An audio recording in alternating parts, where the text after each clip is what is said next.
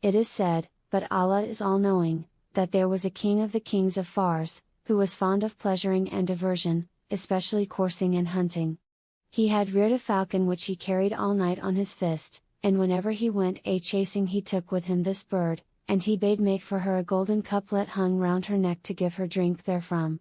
One day as the king was sitting quietly in his palace, behold, the high falconer of the household suddenly addressed him, O king of the age, this is indeed a day fit for birding.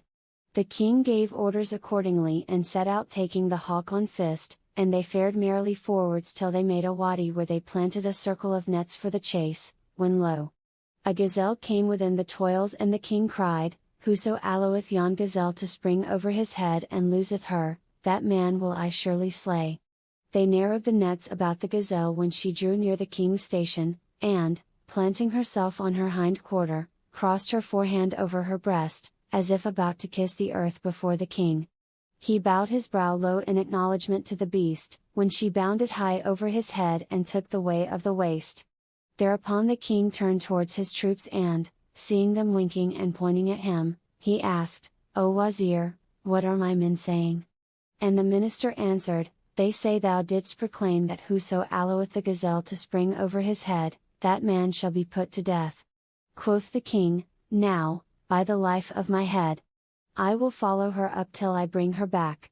So he set off galloping on the gazelle's trail and gave not over tracking till he reached the foothills of a mountain chain where the quarry made for a cave. Then the king cast off at it the falcon which presently caught it up and, swooping down, drove her talons into its eyes, bewildering and blinding it, and the king drew his mace and struck a blow which rolled the game over.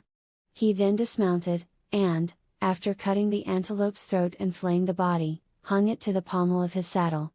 Now the time was that of the siesta and the wold was parched and dry, nor was any water to be found anywhere, and the king thirsted and his horse also, so he went about searching till he saw a tree dropping water, as it were melted butter, from its boughs.